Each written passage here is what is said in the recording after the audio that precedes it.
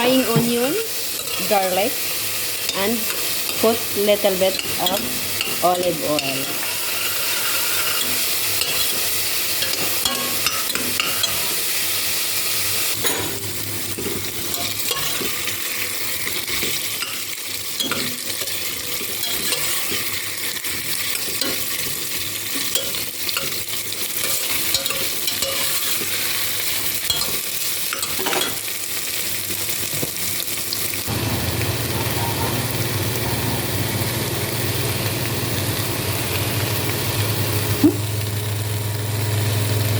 Potato and broccoli. So,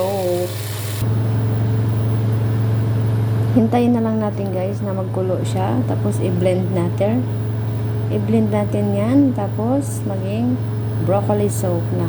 Yummy yummy. Thank you for watching.